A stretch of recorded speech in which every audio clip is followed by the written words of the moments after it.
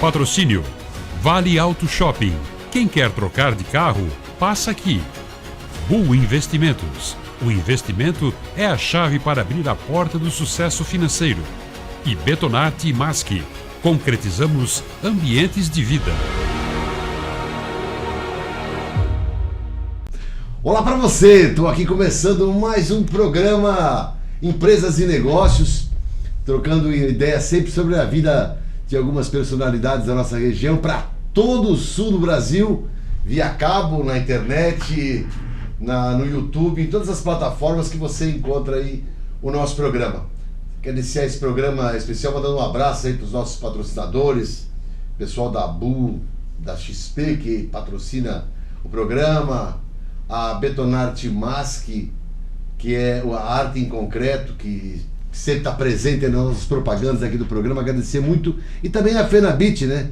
A feira que você, do sul do país, vai vir visitar em Blumenau, em maio de 2025, aqui no Parque Vila Germânica. Nós estamos preparando um super show, uma grande feira da área da habitação, da construção, do imobiliário e da decoração, com mais de 150 empresas, um forte conteúdo técnico. Então não deixe de se programar para maio de 2025. Vir aqui para Blumenau, na Vila Germânica, onde acontece a Oktoberfest. Aliás, eu estava lá na Oktoberfest ontem com o pessoal, um trabalho muito legal da nossa Secretaria de Turismo, da Prefeitura de Blumenau.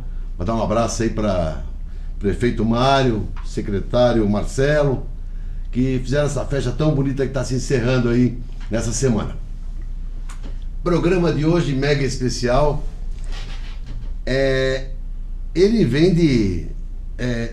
do Mato Grosso do Sul e ela é de Ibirubá, no Rio Grande do Sul.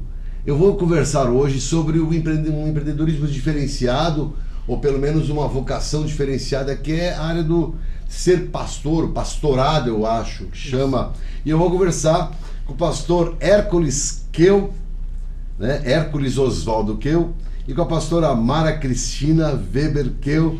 Super obrigado por estar aqui no programa. Agradecer muito por se abrirem a agenda da igreja para estar aqui no programa. Obrigado. A gente que agradece, um bom dia a todos, olá, né? E que bom que a gente pode estar aqui, Júlio. Muito obrigada. Maravilha.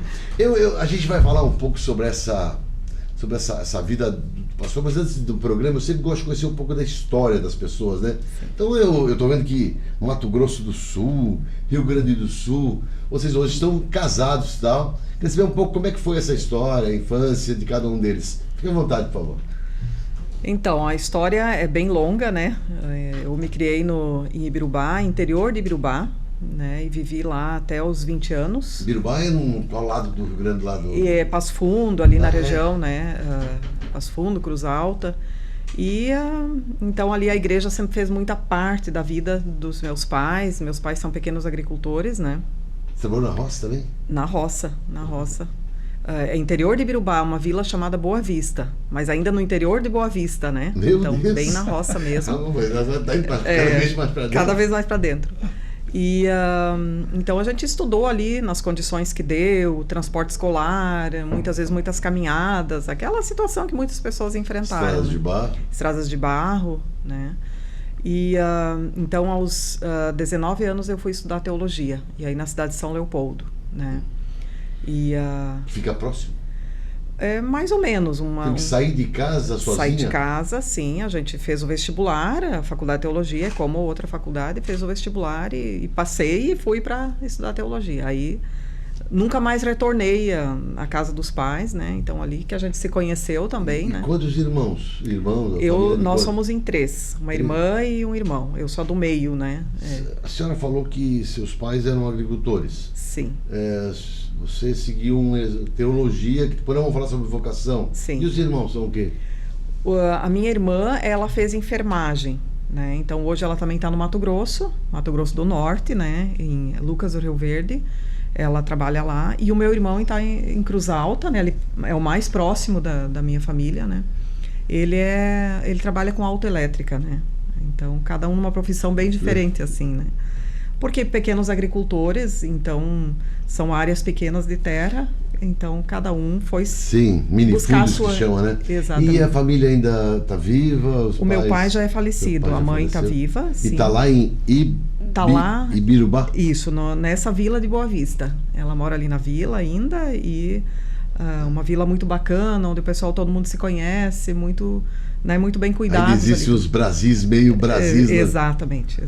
Bem aquela realidade interior. Pastor Kel, e o senhor, como é que foi essa vida aí? Pois é, eu, na Lá verdade, do Mato eu nasci Grosso? nasci no Rio Grande do Sul, em Tenente Portela, e fui para o Mato Grosso com 1 ano de idade.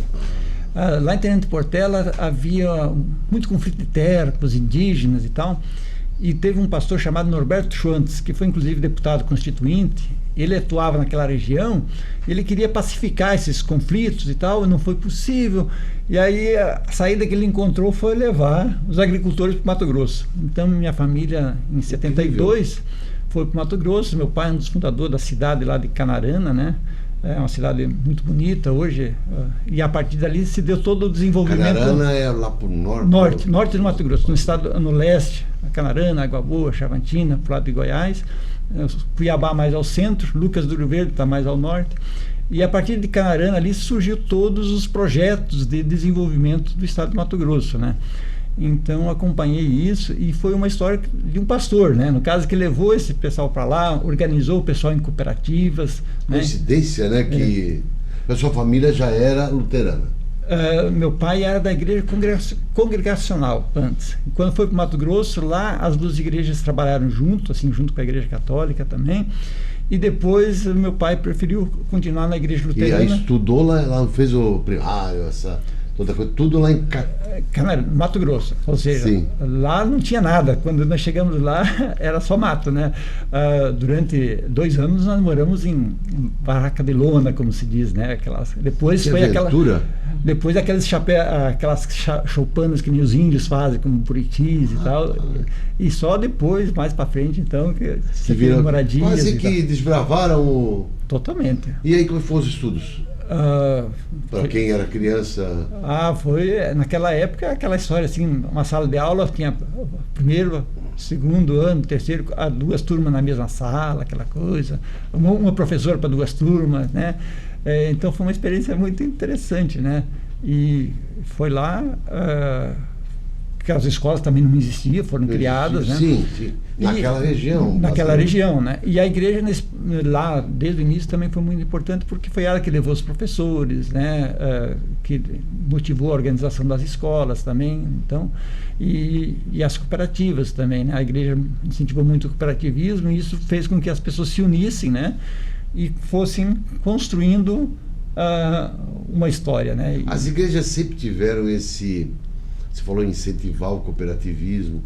As igrejas sempre tiveram essa coisa de formar coisas para as comunidades, de uma maneira, crescimento de comunidades, mesmo as mais remotas, como, né? Sim, um papel da igreja, né? Que parece que hoje não existe muito isso, porque já está em lugar desenvolvido, né?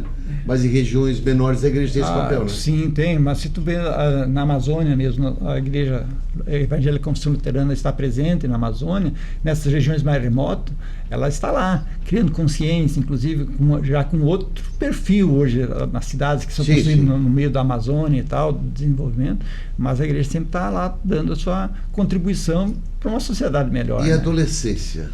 Eu me criei lá, vivi lá no Mato Grosso, aí na adolescência eu trabalhava no Banco do Brasil, né? Então já morava na cidade, e ali eu me envolvi com a juventude, né? Na igreja, e faltava pastores naquela época, então na igreja, e eu acabei criando um trabalho de liderança com os jovens e tal. E a partir desse trabalho de envolvimento com os jovens, eu fazia retiros com os jovens, juntava a juventude nos finais de semana para fazer estudo juntos, né? Aprender juntos. E a partir dali surgiu o convite para estudar teologia, né? Coisa que eu não tinha nem imaginado. De um outro pastor? De um outro pastor. Eu fui fazer um curso em Cuiabá, e aí lá eu conheci o reitor da faculdade em São Leopoldo. Curso né? de quê, pastor? Eu fui fazer um curso de pregadores leigo, e estava associado também com a Confissão de Augsburgo. A Confissão de Augsburgo é a confissão de fé dos luteranos que surgiu na reforma da igreja cristã. É uma confissão que os príncipes apresentaram perante o imperador para dizer, olha, esta é a nossa fé. Sim. E aí, então, a partir dali é que surgiu o protestantismo, que diz, porque eles protestaram, eles não se submeteram às ordens do imperador e disseram, não, nós queremos confessar a nossa fé, e a nossa fé é esta. E aí eles apresentaram esse documento, a Confissão de Augsburgo, e eu fui lá fazer esse estudo para conhecer um pouco mais essa confissão de fé, que dá a base de fé da igreja. Né? Pastor, eu entrevistei aqui um pessoal do CONFEA Federal, Conselho Federal de Engenharia e Arquitetura, duas, a Rafaela e a Caroline. Aí a Caroline disse, na verdade meu pai era engenheiro, meu avô era engenheiro, eu sou engenheiro. Aí eu vejo o senhor falando da infância, adolescência, tudo a ver com... É uma vocação que nasce, é uma coisa muito similar a uma profissão comum, porque a pastora já estava fazendo teologia, né? Eu entendi essa origem da vontade de servir nesse... Os pais influenciam muito nisso, porque... E seus pais não eram pastores? Não, meu pai era agricultor, mas desde o início teve na liderança da igreja, no surgimento da igreja lá também, na organização da igreja. E também no cooperativismo. Então, para mim, era dois caminhos.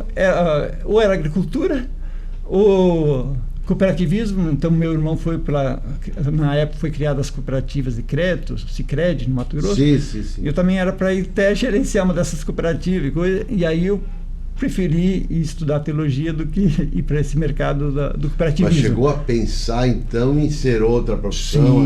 Sim. Agrônomo também tinha pensado em ser. Pastora, a senhora tinha alguma outra vocação que estava na bala da agulha lá? Não, eu até poderia pensar em ser professora. Eu me vejo também muito nessa área do ensino, mas porque na nossa região, então... mais ou menos ali nos anos 80, chegou uma pastora na nossa comunidade, pela primeira vez, né? Porque geralmente era uma profissão mais de homens, né? E quando eu tinha mais ou menos uns 12 anos, então, né? Quando eu tive contato com ela fez um período que a gente faz, tipo a catequese, assim, aos 12 anos, o ensino confirmatório. E ali, para mim, ficou muito claro que eu queria isso para mim também, né? Meus pais sempre participaram da vida da igreja, então a partir dali a vocação se intensificou, né? Quando eu vi que havia a possibilidade de uma mulher também estudar teologia e ser pastora. Né? Eu não sei se tem um monte de pastores e pastoras casados que atendem comunidades. Sim. Mas como é que vocês conheceram? Você falou em faculdade, né? Sim. Porque é muita coincidência. Nós estamos falando de qual faculdade e em que local? Foi em São Leopoldo, então, né?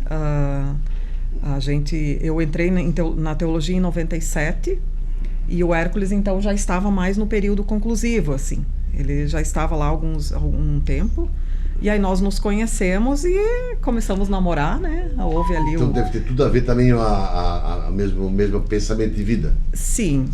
A gente estava ali porque em São Leopoldo é uma espécie de faculdade onde existe também hospedagem, tudo, né? Moradias. E a gente vai lá e mora ali, acaba fazendo da vida da gente. É tipo um internato?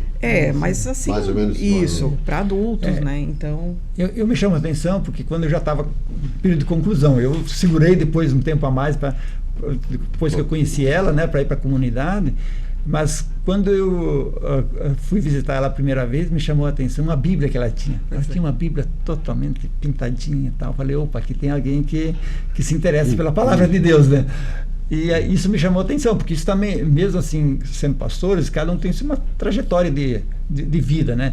E a Mara tinha essa característica de ser uma pessoa dedicada à palavra de Deus. Isso me chamou a atenção, né? E a partir dali começamos a conversar e começou... Aí ele se apaixonou.